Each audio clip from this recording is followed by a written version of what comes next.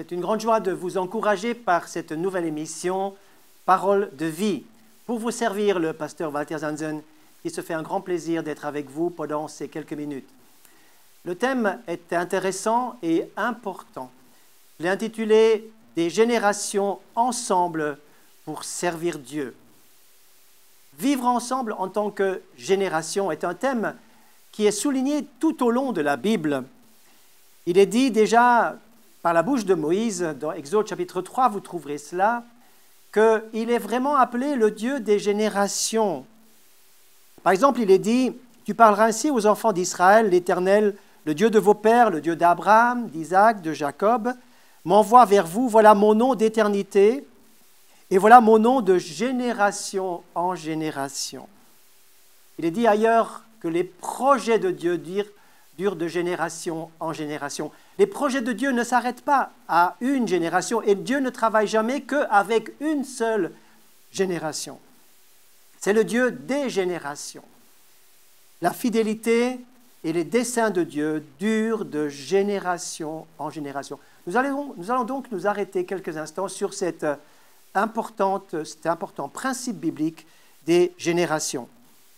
Les promesses de Dieu se trouvent dans la prolongation et dans la transmission de ce qu'une génération transmet à une autre. D'ailleurs, Jésus lui-même fait partie d'une lignée de générations, d'un arbre généalogique. Vous trouvez ça dans Matthieu au chapitre 1. Jésus est connecté à des générations antérieures en tant que fils de l'homme. Chaque génération doit se réjouir de ce qu'elle est choisie par Dieu pour un objectif précis. Certains pleurent en disant « j'aurais tellement voulu être dans une autre génération » ou bien « j'aurais tellement aimé que des serviteurs de Dieu de telle génération soient encore là aujourd'hui. » Ah, si eux pouvaient prêcher la parole, si on avait accès à leur ministère, alors ce serait extraordinaire. Mais Dieu les a choisis pour leur génération et Dieu vous a choisi pour votre génération. Eux, ils ont été un instrument choisi pour leur temps, mais vous êtes dans le temps de Dieu aujourd'hui. Et chaque génération doit connaître personnellement le Seigneur. Si l'Évangile n'est plus annoncé, alors la génération suivante va redevenir païenne. Chaque génération a besoin de connaître Dieu personnellement. Il est dit dans Juge, chapitre 2, verset 10, « Toute cette génération fut recueillie auprès de ses pères, et il s'éleva après elle une autre génération qui ne connaissait pas l'Éternel et qui n'avait pas fait ni ce qu'il avait fait en faveur d'Israël. » Donc, chaque génération a besoin d'être mise en contact avec l'Évangile. C'est pourquoi l'évangélisation est importante et qu'elle ne doit jamais s'arrêter, ni jamais sauter une génération. Donc Dieu veut bâtir son royaume avec toutes les générations et chacune est nécessaire. Regardez au psaume 71, verset 17. Et c'est ainsi que le psalmiste va dire « Ô Dieu, tu m'as instruit dès ma jeunesse, et jusqu'à présent j'annonce tes merveilles. Aussi jusque dans la vieillesse, aux cheveux blancs, ô Dieu, ne m'abandonne pas, afin que j'annonce la force à cette génération et ta puissance à tous ceux qui viendront. » C'est une prière d'avoir les ressources, la sagesse, le discernement et d'utiliser le temps opportun pour transmettre à la génération suivante. Car le Seigneur veut que jeunes et vieux ensemble, nous parlerons, et je voudrais vraiment transmettre aussi mon expérience et mon observation. Dieu veut se réjouir lorsque les générations travaillent ensemble, main dans la main. Mais ce n'est pas facile. Ah non, ça n'a jamais été facile. Mais le Seigneur va nous donner son aide surnaturelle, car il est dit dans les derniers versets de Malachie que Dieu ramènera le cœur des enfants vers les parents et le cœur des parents vers les enfants. Quelque chose qui peut-être a été interrompu ou qui est peut-être brisé, quelque chose qui est abîmé, une relation qui ne fonctionne plus, veut être restauré par la puissance du Seigneur et par notre bonne volonté de mettre en œuvre la réconciliation et des étapes de communication entre les générations. Alors, le défi des générations ne se présente pas seulement dans les églises, mais dans la société, dans l'ensemble, car connecter les générations ensemble, c'est jamais facile, puisque les mentalités et le style a beaucoup changé entre les générations. Mais, voyez-vous, je pense que si on choisit de s'aimer, alors les choses seront beaucoup plus simples. Connaissez-vous des petits-enfants qui n'aiment pas les grands-parents? En général, les petits-enfants sautent dans les bras des grands-parents et disent « Papi, mamie, on t'aime, on veut être avec toi ». C'est une affection chaleureuse qui existe entre les générations. Et d'ailleurs, la Bible nous parle aussi de cela, de l'amour entre Paul et Timothée. Paul qui va appeler Timothée « mon enfant ». Quand on voit Élisée, lorsqu'Élisée va dire au départ d'Élie, il va dire « mon père, mon père ». Et nous voyons ces choses se passer dans la parole de Dieu aussi, lorsque les générations sont connectées ensemble. Mais l'Église a un privilège parce que l'Église fonctionne comme une famille. J'espère que dans votre Église, vous fonctionnez comme une famille. Et dans la famille, on prend soin les uns des autres, on est dans l'amour les uns pour les autres, dans l'aide, l'encouragement, bien sûr. C'est un lieu d'apprentissage, un lieu de vie pour des générations naturelles et spirituelles. Dans l'Église, nous avons les générations naturelles, nous avons les bébés, nous avons les enfants, les jeunes et les personnes d'âge mûr, ensuite les personnes âgées, les vieux. Et ensuite, dans les générations spirituelles, nous avons également, bien sûr, les nouveaux convertis, nous avons ceux qui ont déjà quelques années de marche avec le Seigneur, et puis nous avons ceux qui sont convertis depuis longtemps. Tout cela sont ensemble. Et cela est bien comme cela, c'est bien, c'est magnifique. Lorsque dans l'Église, nous avons des bébés qui parfois, il faut le dire, dérangent le prédicateur. Nous avons des adolescents qui sont un peu remuants. Adolescents veut dire ceux qui montent. Et parfois, ce sont eux qui nous descendent aussi, par leur questionnement, par leur attitude qui nous déplaît, etc. En tout cas, c'est transitoire tout cela. Et puis nous avons les jeunes générations qui font plaisir à voir et qui donnent la dynamique à notre communauté. Et puis les vieux, qui sont bien sûr le terme honorifique, qui est moins utilisé en Europe, mais qui est beaucoup utilisé en Afrique. Alors, ces vieux, dont je fais maintenant bientôt partie aussi, sont ceux qui doivent se souvenir qu'un jour ils étaient jeunes aussi. Nous étions jeunes et nous avons maintenant passé l'étape et nous arrivons avec notre expérience de vie dans un âge, déjà à un certain âge, ou je dirais un âge moyen ou un moyen âge, comme vous voulez, et nous sommes rentrés dans une expérience que nous aimerions transmettre aux plus jeunes. Mais tout ça, ce n'est pas si simple. Ce n'est pas si simple. Quand on pense aux générations qui se suivent et elles portent des noms, peut-être êtes-vous assez à l'aise avec ces appellations qui existent maintenant, la génération des baby boomers, ou bien la génération des boosters, ou bien la génération X, la génération Y, la génération des milléniums, ou la génération Z, qui est la génération des nouveaux, qui sont des jeunes d'aujourd'hui. Toutes ces appellations montrent les changements rapides qu'il y a eu dans quelques décennies. Par exemple, aujourd'hui, on parle aussi de tribus. Les jeunes sont beaucoup en tribus. J'ai nommé quelques-uns, j'ai demandé à mes enfants de m'aider pour cela.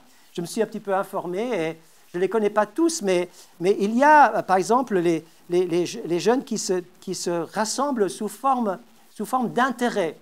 Il y a, par exemple, les hipsters, il y a les skaters ou les skaters, il y a les ravers, les gamers, les cyber, les bikers, les sportifs, les studs, les rastas. Vous allez peut-être rire, mais tout ça existe.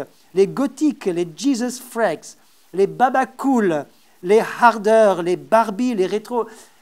Vous allez dire, mais ça sort d'où tout ça? Et ça existe.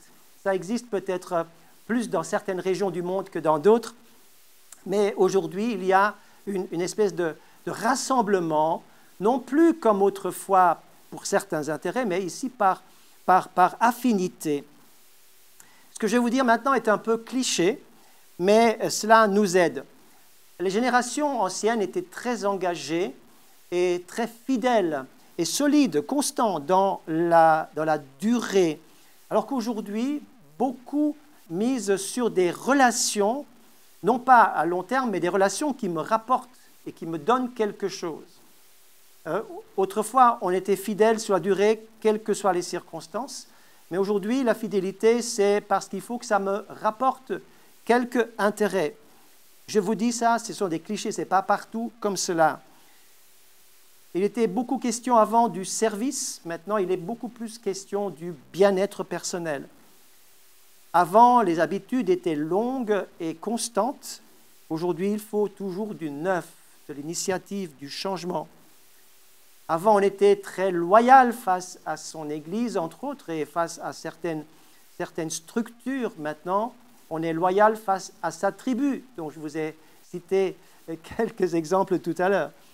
On était aussi très fidèle autrefois au niveau de l'Église face à sa dénomination d'Église. Aujourd'hui, les jeunes sont beaucoup moins regardants aux dénominations. Autre exemple, la musique était pas très très important autrefois. Maintenant, la musique, c'est quelque chose qui est omniprésent pour nos jeunes. La communication était un peu unilatérale. Aujourd'hui, on communique sur différentes plateformes et différents réseaux aujourd'hui. Alors, la Bible ne détaille pas toutes ces choses que je viens d'énumérer ici, mais la Bible parle de la génération ou des générations ensemble. Quand nous lisons dans Actes chapitre 2, au jour de la Pentecôte, nous trouvons quelque chose qui est très pertinent et qui nous parle. Il est dit dans Actes 2, verset 17, « Dans les derniers jours, dit Dieu, je répandrai mon esprit sur toute chair, c'est-à-dire sur toutes les générations. Écoutez, vos fils et vos filles prophétiseront, vos jeunes gens auront des visions, et vos vieillards auront des songes. » Et l'inspiration du texte nous parle de 3 générations ensemble. Les fils et les filles, qui sont ceux qui nous suivent. Ensuite, les jeunes, c'est la génération actuelle, et les vieillards, c'est ceux qui sont en bout de chaîne, j'allais dire, mais tous on part au même Saint-Esprit. C'est ça qui est extraordinaire. Tous on part au Saint-Esprit. Et on peut utiliser ces générations ensemble comme une image. C'est dommage que je n'ai pas trouvé un outil pour vous le montrer, mais je vous demande de l'imaginer avec moi. Je voudrais imaginer les générations, ces 3 générations, les fils, les jeunes et les vieux, ensemble comme étant une flèche. Une flèche avec une pointe, avec le corps de la flèche, et puis finalement les plumes. Et chaque partie de la flèche qui doit être ensemble dans la main de Dieu va être tirée par le Seigneur pour atteindre son objectif. Aucune génération seule ne peut atteindre l'objectif. Il faut que les générations ensemble atteignent l'objectif du Seigneur, le but du Seigneur, ensemble. Commençons par les plumes, les vieux, c'est eux qui sont honorés d'abord. Les plumes donnent finalement la direction. Les plumes tracent dans le vent et gardent la flèche dans la droite ligne. C'est l'équilibre, c'est garder le cap. C'est eux qui ont la sagesse, le recul. Ce que les jeunes ont vécu, eux l'ont déjà vécu avant. C'est eux qui sont patients et confiants. Et c'est eux qui garantissent la direction. Les jeunes, eh bien, c'est le corps de la flèche, je vous l'ai dit, et c'est eux qui sont les porteurs de la vision. C'est ceux qui ont les moyens, les forces, la dynamique, l'énergie pour avancer. C'est ceux qui ont la vision, qui organisent très bien, qui sont capables de coordonner, d'investir. C'est ceux qui mettent des moyens humains et financiers aussi pour donner la force. C'est vraiment la partie de la flèche qui est la force. La force. Et puis nous avons la pointe. La pointe, c'est les jeunes. C'est la jeune génération. C'est ceux qui sont avant-gardistes, on va dire comme cela. Ils sont pointus, ils sont parfois un peu inconscients, ils prennent des risques, ils foncent, ils veulent frapper fort, ils veulent que ça bouge, ils veulent innover, ils ont des idées, de l'initiative. Et c'est ce qui va donner donc l'impact, c'est la pointe.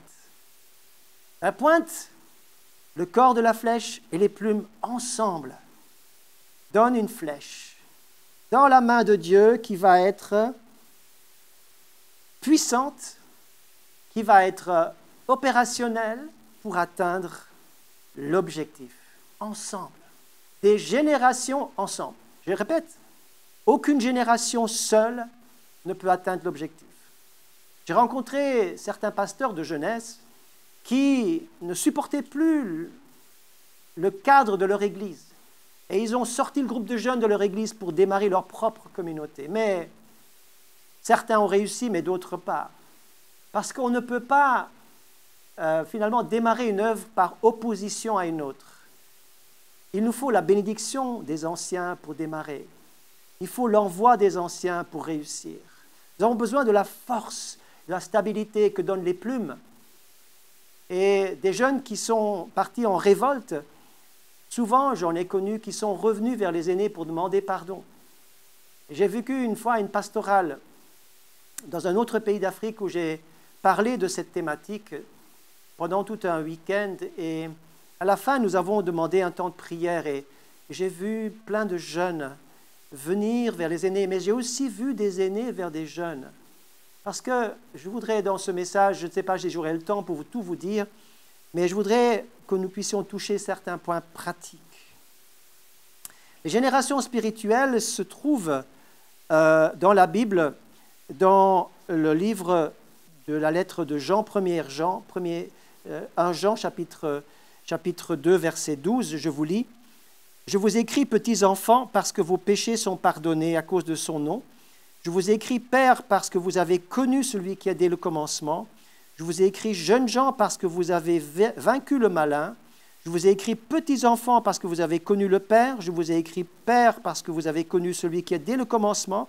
Je vous ai écrit, jeunes gens, parce que vous êtes forts et que la parole de Dieu demeure en vous. » Les trois générations, les petits-enfants, les jeunes gens et les pères, sont trois générations spirituelles.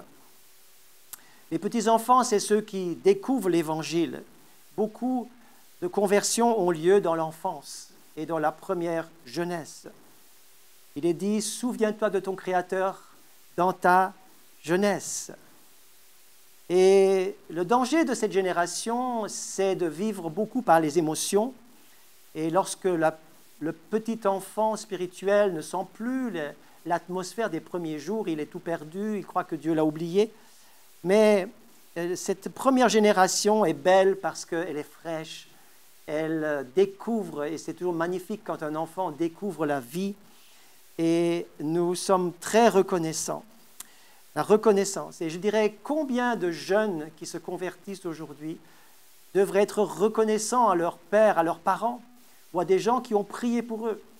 C'est parce que les vieux ont prié pour les jeunes que les jeunes se convertissent aussi. C'est que Dieu fait grâce à une génération, mais c'est aussi le fruit de la prière. Les jeunes gens, c'est ceux qui ont l'énergie.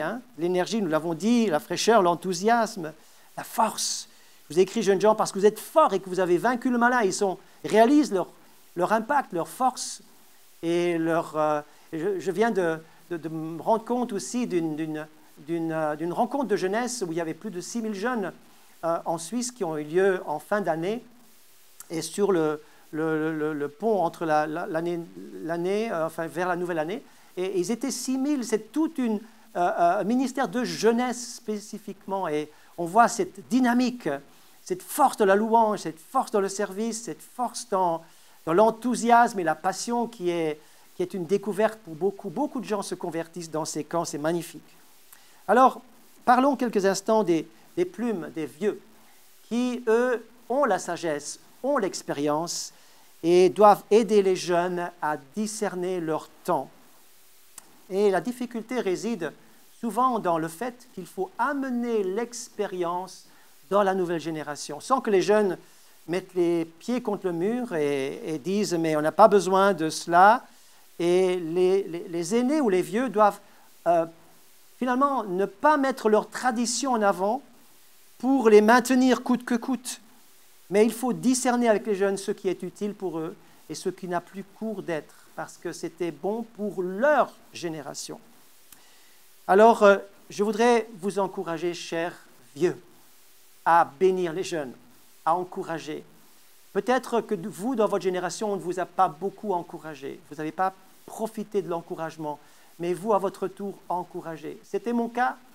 Je n'ai pas été beaucoup encouragé, ni par mon père terrestre, ni par les pasteurs qui m'ont formé, mais j'ai dû apprendre à encourager mes jeunes ministères que j'ai formés. J'ai dû apprendre à être un élément d'encouragement constamment. Et en encourageant, vous faites du bon travail. Ce que je voudrais vous dire également, c'est que vous avez un témoignage. Pourquoi? Parce que vous avez, dans la longueur et de votre vie, vous avez bâti des choses. Et votre témoignage est un témoignage qui rassure les jeunes. On vous a observé pour voir si ce que vous dites et ce que vous faites est en accord.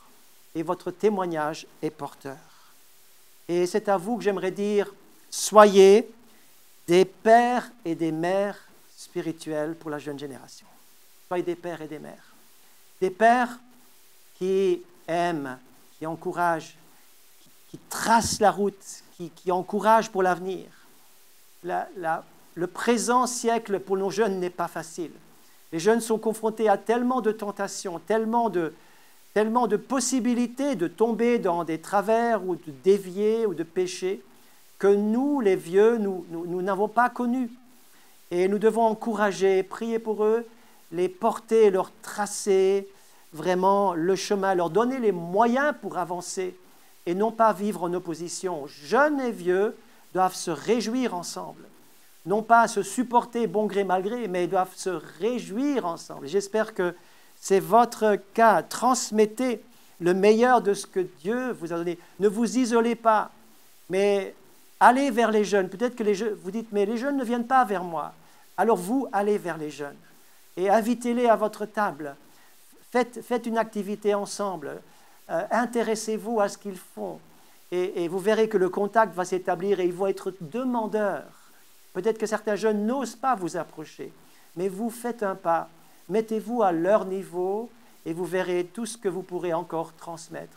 Ne dis pas « mon temps est fini, j'attends que le Seigneur me reprenne ». Non, dites que vous avez encore des choses à dire, des choses à transmettre et des choses à vivre avec les jeunes.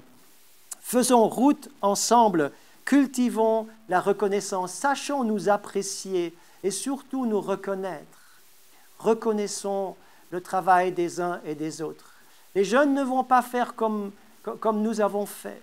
Ils vont faire différemment. Ils ont besoin de notre bénédiction, de notre conseil, mais ils ne vont pas copier notre façon de faire forcément. C'est pourquoi acceptez que des changements vont arriver. Les changements sont plutôt difficiles à recevoir pour les aînés, mais les changements sont nécessaires pour faire avancer, pour faire évoluer les choses. C'est ainsi dans la société, mais c'est aussi dans l'Église. Alors je termine en disant, l'important, c'est de se bénir mutuellement. Et si il y a eu des incompréhensions, voire de la critique les uns face aux autres, entre les pointes et les plumes, ou entre la flèche en elle-même, le corps de la flèche et la pointe ou les plumes, eh bien, réconcilions-nous afin que les générations soient ensemble dans la main du Seigneur pour porter une bénédiction dans ce monde. Bénissons-nous et ne nous quittons pas sans la bénédiction. Les jeunes ont besoin de la bénédiction des pères et les pères doivent encourager les jeunes. Voilà, c'était le mot que j'avais pour vous aujourd'hui. Si vous êtes dans les générations connectées, soyez heureux. Si vous êtes sans connexion avec les générations avant vous, eh bien, vous pouvez demander que Dieu vous donne des pères et des mères spirituels. C'est en tout cas ma prière pour l'Église, qu'elle soit en Afrique ou en Europe. Je prie que des pères et des mères se lèvent dans l'Église pour soutenir, aider et encourager la jeune génération. Voulez-vous encore prier avec moi? Seigneur notre Dieu, nous te remercions parce que tu aimes toutes les générations. Seigneur, la génération est dans ta main et chaque génération a besoin de te connaître. Seigneur, nous voulons prier pour, Seigneur, que les anciennes générations soient encouragées, qu'elles puissent se réjouir et contempler le travail qui a été accompli. Et je te prie aussi pour les jeunes générations, Seigneur, qu'elles puissent, avec la bénédiction des vieux, avancer et aller plus loin, qu'elles puissent innover encore, elles puissent avancer avec des stratégies inspirées du ciel pour toucher leur génération. Et que, Seigneur, ceux qui sont pointus, ceux qui ont des capacités particulières, eh bien, qu'ils soient bénis et équipés par le Seigneur pour avancer ensemble, jeunes et vieux, main dans la bénédiction pour faire l'œuvre de Dieu. C'est ma prière et que vous soyez tous bénis. Bénis et encore bénis, c'est ma prière finale et c'est mon souhait, mon vœu pour vous. Que Dieu vous bénisse et merci de m'avoir suivi pour ce message, Parole de vie.